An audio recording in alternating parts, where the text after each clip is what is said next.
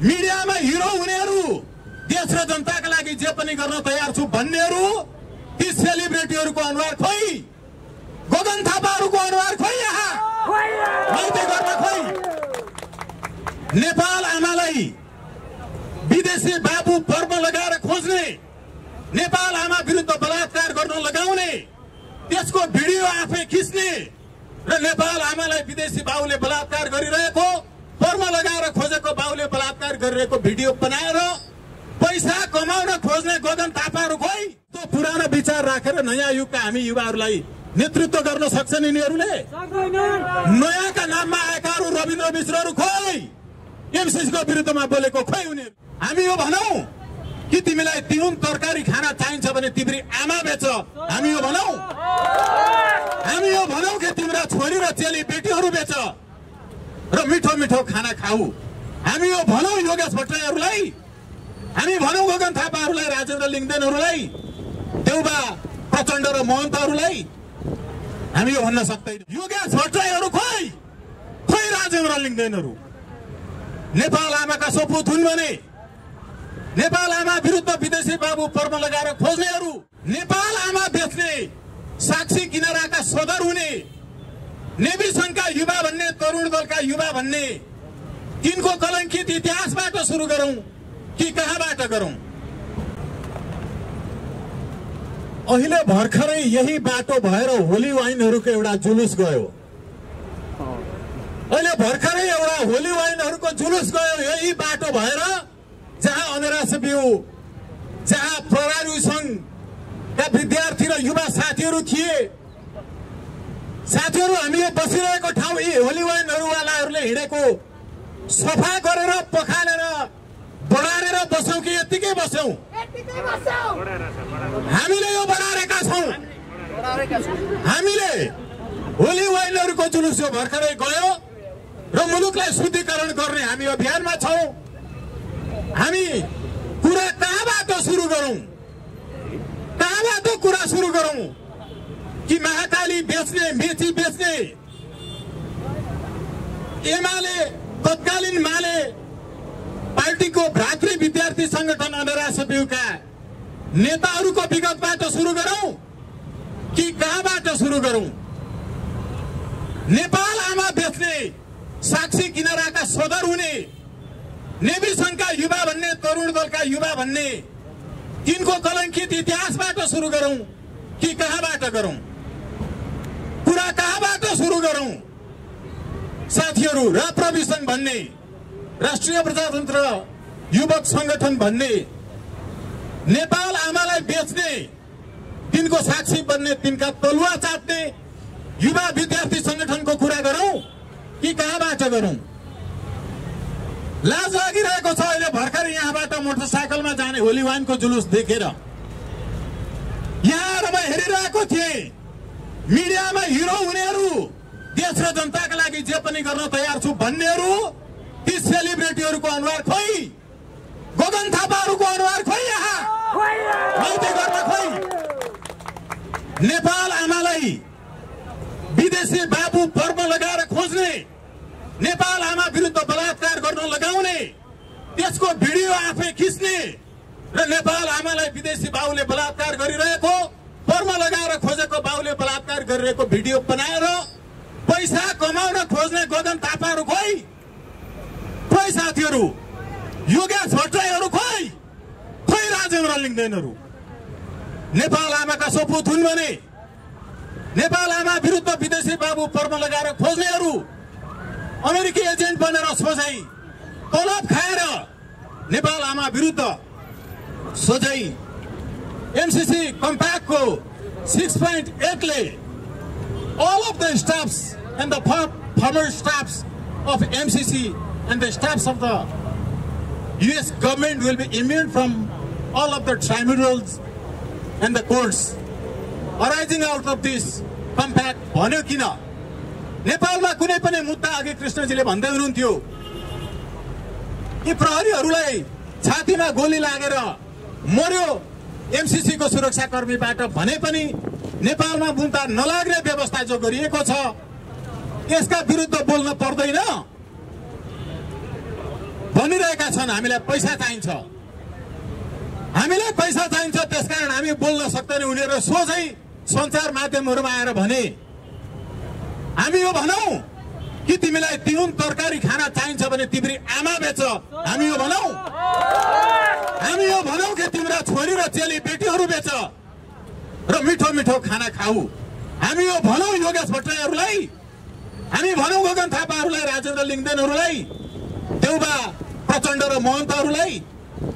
हामी यो भन्न सक्दैनौं, हामी यो सोच्न सक्दैनौं।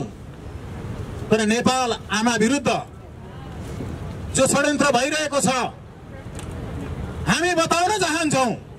आजको यो केवल विरोध मात्र होइन, तुलनात्मक अध्ययन कहिले विरोध हुँदैन, मीमांसाहरू कहिले पनि विरोध मात्र हुँदैन, तथ्यको प्रस्तुतिकरण विरोध हुँदैन, सत्य सत्य हुन्छ, त्यो विरोध हुँदैन। हामीले देखाइरहेका छौं, हामीले भनिरहेका छौं। You have to go through the report that was publicized, televised by Donald Trump in 2017. It clearly mentions that कि इन्डो-पेसिफिक अन्तर्गत हामीले एमसीसी मा रकम पठाइरहेका छौं। म हेर्न आग्रह गर्छु 2017 को रिपोर्ट को पेज नम्बर 4 र 21। म हेर्न आग्रह गर्छु 2019 को इन्डो-पेसिफिक रिपोर्ट को पेज नम्बर 38, जहाँ इन्डो-पेसिफिक अन्तर्गत राखिएको छ नेपाल र श्रीलङ्कालाई जो रिसेन्टली एडेड कन्ट्रीहरू हुन् भनेर भनिएको छ। बुझाउन चाहन्छु उनीहरूलाई, बुझ्दैनन् अंग्रेजी भाषा भने कि एमसीसी को 5A शेड्यूलले के भनेको छ। The report has to be submitted to the MCC in consent of the government of the India. किन भनियो कि इन्डियाको कन्सेन्टमा, इन्डियाको सम्मतिमा नेपालको रिपोर्ट एमसीसीलाई बुझाइनु पर्छ। उनीहरूले भने, मैले सुने एक दुईवटा कार्यक्रमहरुमा म पनि सँगै बसेको छु, यहाँहरूले हेर्नु भएको हुन सक्छ, अहिले पनि छन् युट्युबहरुमा। डाक्टर महतहरुसँगको सँगै छलफलमा बसेको छु। उहाँहरूले बताउनु भयो कि यो एमसीसी मार्फत हामीले उत्पादन गर्ने जलविद्युत जो जल ऊर्जा छ, यो ऊर्जा इन्डियाले किन्ने भएको कारणले हामीले इन्डियाको सम्मतिमा मात्रै बुझाउन सक्छौं। उसलाई सोध्नु पर्छ। धान फलाउने हामी, कोदो मकै फलाउने हामी, हामीले धान फलाइसकेपछि मेरो धान कतिमा किन्छस् हामीले गएर सोध्नु पर्ने व्यापारीलाई। उसले केवल धानको पिसानी खर्च मात्रै बेहोरेर डबल मूल्यमा चामल बिक्री गर्छ मजदुरहरूलाई, किसानबाट धान किनेर। उत्पादन गर्ने हामी, हामीले कति चास जोत्यौं, हामीले कति हल गोरु प्रयोग गर्यौं, हाम्रो कति रगत पसिना र आँसु बग्यो, हामीले कति डल्ले ठोले डल्ले ठाहरू फुटायौं, हामीले कति पटक बाउसे गर्यौं, हामीले कति पटक मल्लिडोहरू त्यहाँबाट झारेर, त्यहाँबाट निकालेर गोडेर धानलाई त्यति फल्न सक्ने बनायौं। हामीले उत्पादन गरेको धानको मूल्य, हामी आफैले यसको परल मूल्य यति भयो भनेर मेरो धानको मूल्य यति हो हामीले कहिले तोक्न पाएनौं। हामी किसानहरूले कहिले पनि मेरो मकैको मूल्य यति हो भन्न पाएनौं। हामीले गएर व्यापारीलाई सोध्नु पर्यो कि मेरो धान कतिमा किन्छस्।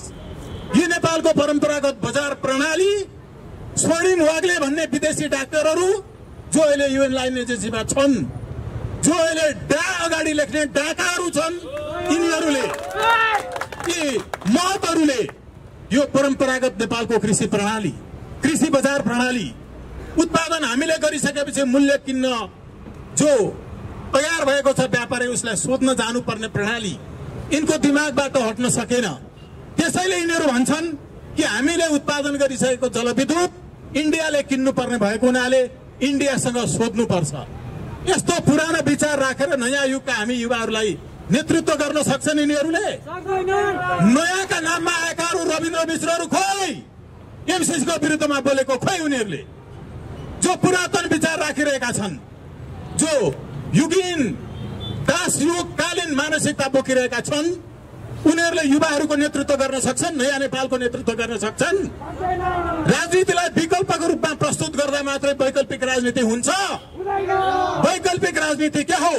वैकल्पिक राजनीति त्यो हो जसले हामीसँग चुनावमा उठेर गएका मान्छेहरूले हामीसँग करार गरेर तपाईको भोट हामीलाई दिनुस्, हामी तपाईलाई यो काम गर्छौं भनेर घोषणा पत्रमा लेखेर दिए। हाम्रो भोट लिइसके तर गर्छु भनेको काम गरेनन्।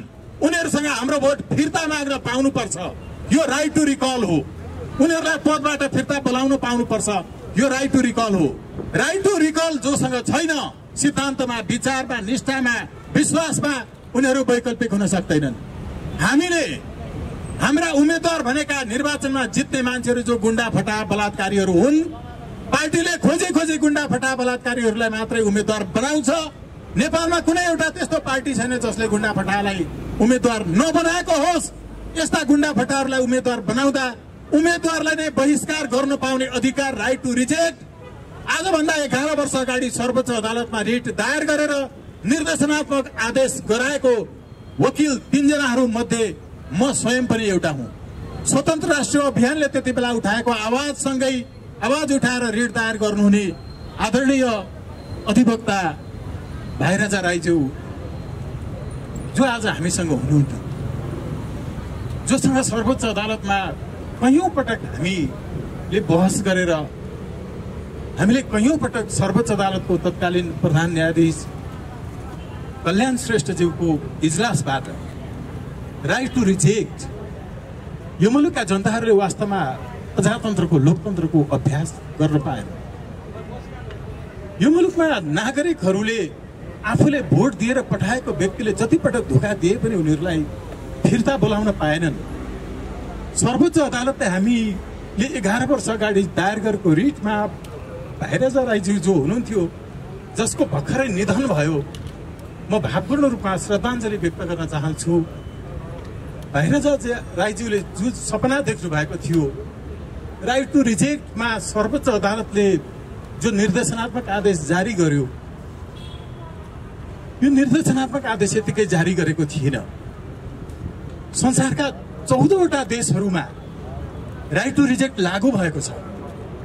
हामीले 11 वर्ष अगाडि सर्वोच्च अदालतलाई कन्भिन्स गर्यौं।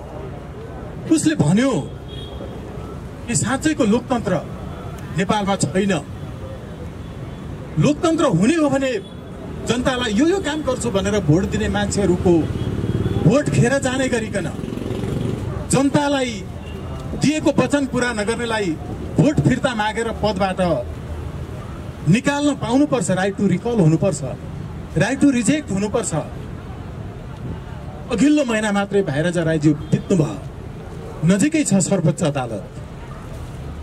उहाँले खेलाची गर्नुभएको थियो। सर्वोच्च अदालतले यतिकै भनेको थियो कि तिमी निर्देशनात्मक आदेश जारी गरेर कानून बनाऊ, यो देशका सबै दलहरूलाई भनेको थियो। त्यति बेला बीबीसीमा रविन्द्र मिश्रजी हुनुहुन्थ्यो। मैले गएर भने समाचार बनाइदिनुहोस्, यस्तो पनि हुन्छ स्वागतजी भनेर हाँसेर उहाँले समाचार बनाउन तयार हुनु भएन। अहिले उहाँहरूको पार्टीमा यो एजेन्डा चोरेर राख्नु भएको छ। जस समेत दिनुहुन्न, मरेर जानुभयो भाइराजा राई। मलाई जस चाहिँदैन। बाबुराम भट्टराई प्रधानमन्त्री हुनुहुन्थ्यो। मैले गएर भेटेर भने, लेखेर दिएँ। सर्वोच्च अदालतले यतिकै भनेको होइन, लोकतन्त्रलाई बलियो बनाउनु पर्छ, लोकतन्त्रलाई साँच्चै अर्थपूर्ण बनाउनु पर्छ। लोकतन्त्र यो लोकतन्त्र होइन। लोकतन्त्र साँच्चै हुने हो भने पार्टीहरूले उठाएका हुन् उम्मेदवारहरू टिकट बिक्री गरेर यो नेताहरूको प्रतिनिधि हो, जनताको प्रतिनिधि होइन। जनताको साँच्चै प्रतिनिधि बनाउन जनताले रिजेक्ट पनि गर्न पाउनुपर्छ उम्मेदवार गलत भयो भने। यो हामीले यतिकै भनेका थिएनौँ साथीहरू। म यतिकै यो भाइराजा राईज्यूको विषय उठाइरहेको छैन। खेलाञ्ची गरेको थियो सर्वोच्चले, यतिकै भनेको थियो। साथीहरू, यस पूर्व हाम्रो हातमा जुन हत्कडी लागेको थियो, एमसीसीको विरुद्धको आन्दोलनमा अहिलेसम्म नै केवल एक पटक पक्राउ गरियो। त्यो हामी 20 जना साथीहरूलाई पक्राउ गरिएको थियो। पछि केही साथीहरू छुट्नु भयो। सन्तोषजी अगाडि उभिरहनु भएको छ, हाम्रो आङ्गेली माइलाजी उभिरहनु भएको छ, हाम्रो सन्तोष पौडेलजी नै पनि हुनुहुन्छ, कृष्णजी हुनुहुन्छ, धेरै साथीहरू हुनुहुन्छ, म अहिले नाम छुटाएकोमा माफी दिनुहोला। यो मुलुकमा हामीले पनि यो आँखामा पट्टी बाँधेर यो व्यवस्था ल्याउनका लागि आर्मीले हामीलाई पानी भित्र हालेर अन भएको हिटरमा पिसाब गर्न लगाएर, यद्यपि हामीले त्यति बेला कुनै पार्टीको सदस्य नभइकन स्वतन्त्र रूपमा नागरिकहरूको तर्फबाट आवाज उठाउँदै आएका थियौं।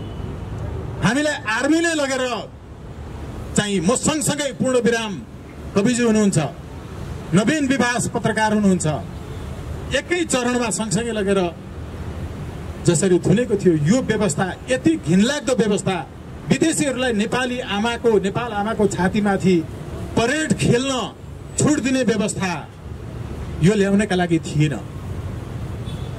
सर्वोच्च अदालत अगाडिको यो माइती घर मण्डलामा हामी यो संकल्पका साथ कयौं वर्षदेखि उभिरहेका छौं। यो देशमा राइट टु रिकल लागू हुन्छ हुन्छ हुन्छ, राइट टु रिजेक्ट लागू कुनै पनि हालतमा भएर छोड्छ।